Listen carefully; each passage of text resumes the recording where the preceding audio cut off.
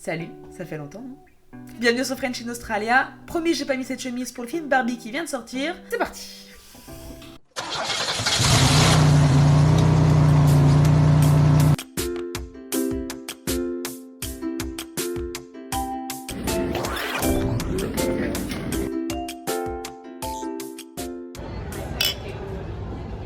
Alors bien sûr tu as lu le titre de cette vidéo, donc bien sûr je n'ai pas besoin de te faire d'intro, mais bien sûr que je vais te la faire quand même, faudrait quand même pas passer à côté de ça. En attendant, avant que j'oublie, comme la dernière vidéo, like, abonne-toi, commente, partage, et voilà c'est à peu près tout. Et c'est parti, je te raconte tout. Qu'est-ce que tu as oublié avant de venir en Australie? Moi je n'ai oublié quasiment la moitié. Mais il est hors de question que toi, tu oublies tout ça parce que c'est basique et en fait, c'est pas compliqué. C'est vraiment pas compliqué à faire. Donc je vais te raconter tout ça. Je me suis imprimé mon petit papier, telle la grand-mère que je suis, et c'est parti. Enfin, c'est parti, mais prends des notes, quoi. Jus de raisin, hein, on me juge pas. Franchement, je sais pas ce que vous en pensez, mais j'adore cette petite chemise. J'ai l'impression, je sais pas. Franchement, ils auraient pu m'appeler pour tourner dans Barbie. Hein. J'aurais été la méchante. Premier point, ce que tu oublies de faire avant de venir en Australie. En fait, on va arrêter de dire c'est pour venir en Australie. En fait, c'est peu importe que tu ailles au Canada, que tu ailles en Argentine, que tu ailles en Nouvelle-Zélande, en Australie, c'est pareil. En fait, les choses à faire sont les mêmes quasiment. Il y a des spécificités, bien sûr, à chaque pays. Bien sûr, il y a des spécificités pour chaque même région. Mais il y a beaucoup de choses, c'est la même chose. C'est qu'en fait, si j'avais dû partir au Brésil ou au Japon, j'aurais pu faire pareil. Et ça aurait été très très bien. Donc, si tu pars quelque part, écoute ça. J'ai l'impression que j'allais t'engueuler. Vider les photos de son téléphone. Alors, ça paraît évident, mais en fait, moi je l'ai pas fait. Je l'ai pas du tout fait. J'ai mis un truc un peu sur Dropbox. Dropbox, je me suis retrouvée avec des albums qui sortaient de nulle part. Week-end à la Pampa, je sais pas quoi, je suis même pas sûre d'être sur les photos. Vraiment, vide ton téléphone, tout ce que tu n'as plus besoin, tu vides. Moi, je suis une grande adepte des albums photos parce que je me dis quand je serai vieille et sénile, d'ici un an ou deux, je vais pouvoir regarder mes albums photos comme une grand-mère, au pied du feu, avec ma ribambelle de petits-enfants. Et non, je déconne. Ça donne pas envie. Mais voilà, vide tes photos et tes vidéos parce qu'en fait, tu vas partir pour l'expérience de ta vie. Et même si c'est pas l'expérience de ta vie, même si c'est juste une expérience, même si c'est juste un voyage ou même juste des vacances, et ben en fait, t'auras pas envie de te retrouver à court de mémoire sur ton téléphone parce que t'as pris avec le moins de mémoire possible parce que t'as pas voulu payer une blinde ton iPhone, on est bien d'accord, on se comprend et on se reconnaît. Donc tu vas te retrouver à court de mémoire, tu n'auras plus de place, tu vas devoir prendre des photos ou une vidéo sur un truc dingue, genre un kangourou ou un ours au Canada, je sais pas, peut-être. Et tu n'auras plus de place quoi. C'est vraiment le truc à éviter. Franchement, ça te coûte rien et ça te permet de préparer aussi ton voyage quoi. Tu fais de la place, tu fais du neuf et tu remplis avec des choses qui te plaisent pour de vrai. Et ça méditer. Mettre tes films et tes musiques en mode hors ligne. Parce que dans l'avion, par exemple, ou arriver ici, si t'arrives pas forcément à choper la Wi-Fi, ou si on te fait payer la Wi-Fi, tu seras bien content de pouvoir avoir ta musique en mode hors ligne et de pouvoir quand même écouter un peu ce qui te plaît, regarder les films et les séries qui t'intéressent. Et franchement, y a pas mort d'homme, on est bien d'accord, si tu le fais pas, ça va aller, tu vas t'en remettre. Mais c'est vrai que moi qui adore mettre de la musique et aller marcher pendant des heures en ville, quand j'arrive dans une nouvelle ville ou dans un nouveau lieu, j'adore pouvoir faire ça et en fait tu te retrouves vite sans wifi si tu n'as pas pris le forfait à 5$ chez Aldi, voilà. Être à jour dans ses mots de passe. Alors ça paraît absurde ce que je vous raconte, je sais. Mais quand tu vas devoir lier ton compte ATO avec tes informations, passeport, machin, et qu'en fait on va te demander un password, donc un mot de passe, et en fait t'es là, je sais pas, celui-là marche pas.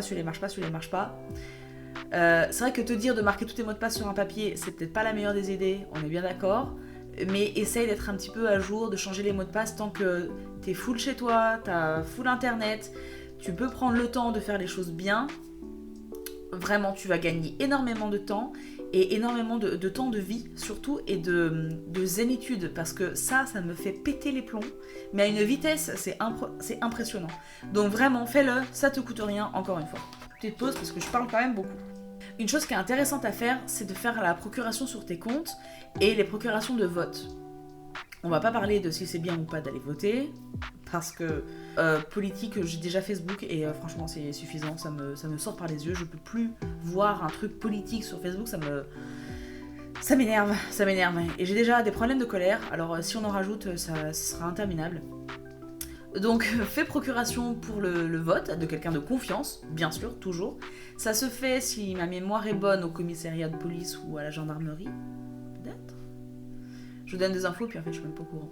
Non mais si, ça se fait là-bas. Et la procuration sur vos comptes bancaires, c'est si jamais il se passe quelque chose, qu'une personne de confiance puisse avoir la main sur votre compte bancaire. Alors, j'allais dire français, mais encore une fois, on est bien d'accord, belge, canadien, peu importe d'où tu viens. J'imagine que tu es francophone. Si tu n'es pas francophone, tu t'infliges ça, franchement, je vois pas pourquoi. Mais on s'éloigne du sujet. Donc, si tu as l'envie d'être sûr qu'il ne se passe rien sur tes comptes, fais procuration mais de quelqu'un de confiance, mais de confiance à 10 000%. Vraiment. Pas ton ex, pas ton mec, pas ta cousine, pas... Vraiment. Bon, après, moi, je dois avouer que j'ai pas fait la procuration. Pas que j'ai confiance en personne, mais... Moi, j'ai pas fait la procuration. Enfin, je l'ai faite et je l'ai enlevée parce que plus assez de confiance en la personne. Donc, t'es pas obligé de la faire, mais si tu en as l'envie et le besoin de t'assurer que tout se passera bien quand tu seras parti, fais-le. Pareil, encore une fois, c'est gratuit. Il faut simplement venir avec la personne de confiance, donc toi, hein, bien sûr, les pièces d'identité, et de cette manière, vous pouvez faire la procuration. Pendant qu'on est sur l'histoire du compte en banque, tu vas... 3, 2, 1. Tu demandes l'attestation comme quoi tu as bien les 3 000 € sur ton compte en banque, ce qui te permet d'arriver, là pour le coup c'est en Australie. Je crois qu'au Canada, si certains écoutent, est-ce que vous pouvez nous dire en commentaire combien c'est le minimum pour venir, parce qu'il me semble que c'est différent. Et je crois même que c'est encore plus cher, si je dis pas de bêtises. Enfin bref, dites-le nous, comme ça ce serait hyper cool de pouvoir savoir. Donc pendant que tu es à la banque pour faire ta procuration avec ta personne de 1000% confiance, fais ce document-là, tu gagneras du temps, crois-moi. Alors si vraiment tu comptes revenir sur le territoire de naissance, enfin si tu comptes rentrer à la maison, tu peux mettre en pause ton abonnement téléphonique ou prendre un abonnement qui te coûte, tu le sais très bien, 2 € par mois. Tu sais de qui je parle. Et ça te permet de conserver ton numéro de téléphone tout en payant le minimum du forfait possible, bien sûr, parce qu'on en est tous quand même après notre fric. Donc ça te permet de mettre ton abonnement téléphonique en pause sans avoir besoin de payer les frais de résiliation qui s'élevaient à plus d'une 50aine d'euros, je crois. Donc voilà, sauf que si tu ne comptes pas revenir, il va falloir malgré tout payer ces frais-là. Donc supprime tous tes abonnements qui te sont inutiles. Tu peux, pour faire un petit peu des économies avant de partir, supprimer Netflix, Disney+, Apple Music et YouTube Premium et j'en passe. Et je devrais pas dire ça parce qu'on est sur YouTube. Supprime-les et tu reprendras un abonnement une fois que tu seras arrivé. Voilà. Ou en tout cas, supprime tes abonnements qui clairement te serviront à rien. Genre ta salle de sport, elle te servira à rien quand tu seras à 18 000 km.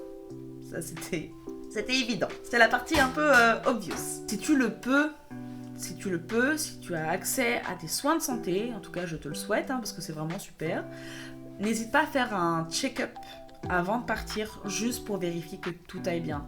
Parce que malgré le fait que tu aies une assurance à l'autre bout du monde, ça peut être compliqué, tu vas moins voir le médecin parce que tu sais que tu vas devoir avancer les frais. Donc vraiment n'hésite pas si tu sens qu'il y a besoin, voilà, faire peut-être une prise de sang, ça peut te permettre de diagnostiquer un petit truc qui n'est rien en fait quand tu le diagnostiques tôt, mais si tu attends trop longtemps, ça peut vraiment mal tourner. Moi je me suis marquée par exemple, aller voir le dentiste, gynéco, généraliste, ophtalmo et prise de sang. Voilà. Bien sûr que j'ai pas tout fait, mais ça peut être intéressant de faire un petit check-up, être sûr que tout va bien, et après chauffe, t'es parti pour ton aventure. Alors le prochain point, j'y avais vraiment pas pensé, on m'a vraiment donné l'idée cadeau, donc merci camarade. Récupérer ses points fidélité. Vous savez, quand vous faites les courses à Carrefour ou n'importe où, vous avez des points fidélité. Et en fait elle me disait, faut pas hésiter à acheter ce qu'on a besoin pour le voyage avec ces points fidélité, ou en tout cas à les retirer. Ça te permet du coup de payer moins cher ce que tu dois payer juste avant de partir, et ça te fait faire en fait des économies, et tout ce que tu as accumulé comme points, et tout dans la poche juste avant de partir quoi. Donc trop bien. Trop bien, le conseil était vraiment top, donc merci. Ça, c'est moi qui l'ai fait, et je suis pas la seule, on est bien d'accord, hein. Je suis pas non plus sortie de Saint-Cyr. J'ai tout vendu sur Vinted, et tout. Et franchement, j'ai même vendu des trucs que je regrette amèrement encore aujourd'hui. Genre le pull que j'ai sur ma photo de profil, si c'est à toi que je l'ai vendu sur Vinted, je t'en supplie, je paye les frais, je paye le pull au prix du neuf, mais renvoie-le-moi quoi, il était parfait. C'était un 4XL je crois, et c'était mon pull préféré quoi. J'étais trop bien dedans. Je pouvais mettre juste une petite jupe noire en dessous, des petites bottes, tu connais, vendredi soir. Putain, ça me manque quoi. Bref, j'ai tout vendu sur Vinted. Et donc ça m'a permis de payer mes repas pendant mon vol, enfin mes vols, de payer le trajet à l'aéroport, ou pendant une escale, j'ai pu aller visiter la ville et donc du coup payer le bus. Enfin voilà, ça m'a permis de payer un petit peu ces petites choses-là.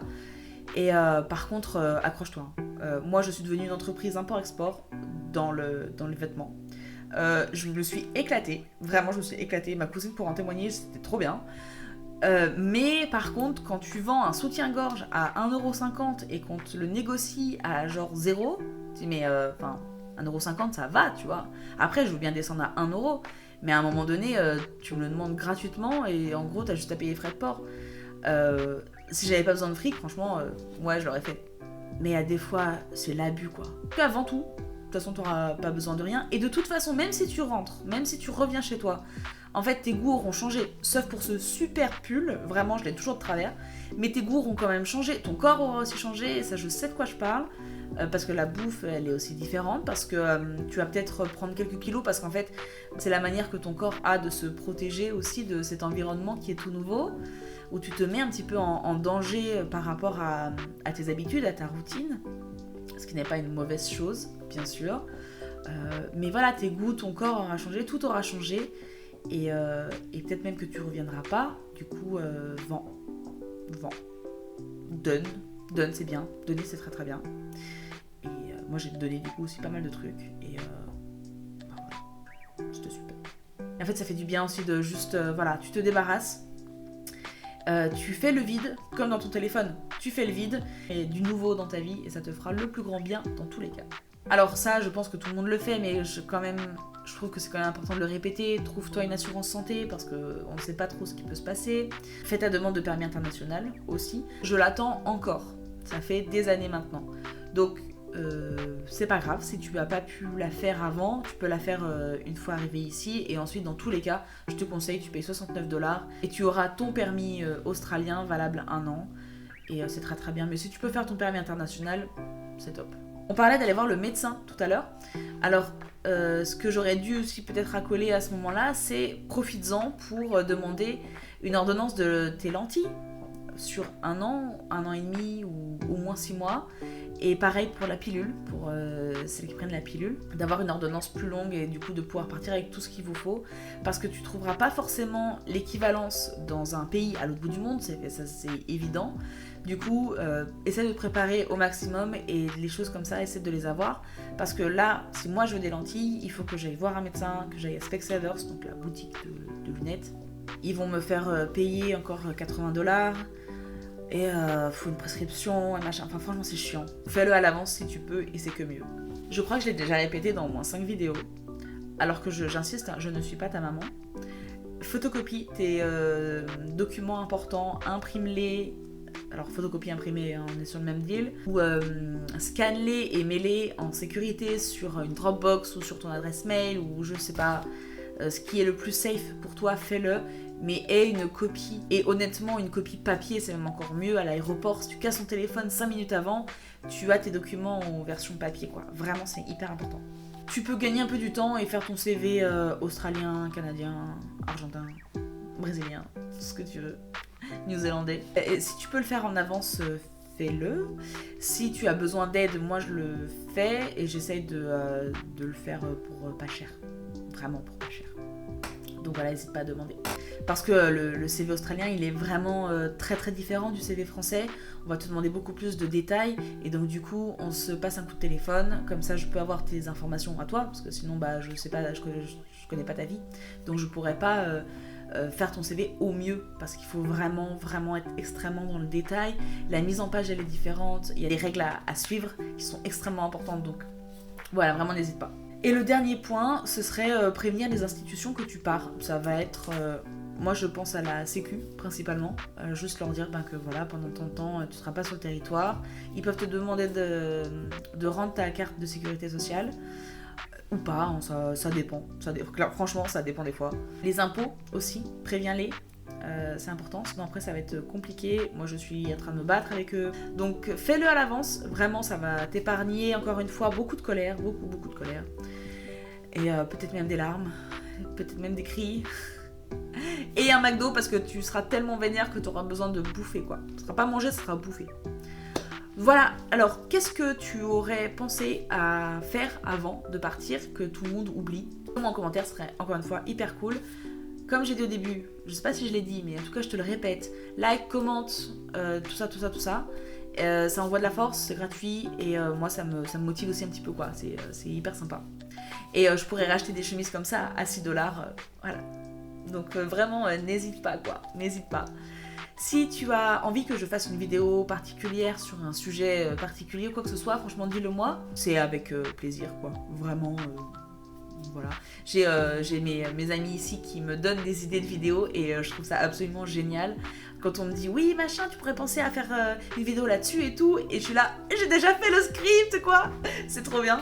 Du coup, juste un petit message pour si vous m'écoutez, on sait pas, juste pour vous dire je vous aime fort, vraiment, vous êtes les bestes. Et allez en Australie, vous allez rencontrer des gens aussi exceptionnels. Je vous fais des gros bisous, je vous dis à très très bientôt. Abonne-toi s'il te plaît, ça ferait vraiment plaisir parce qu'on est 50 pour l'instant. J'ai vu ça tout à l'heure, on est 50. Super. Un jour on sera 50 000. J'en ai rien à foutre. Et je vous ressortirai cette vidéo. Au revoir.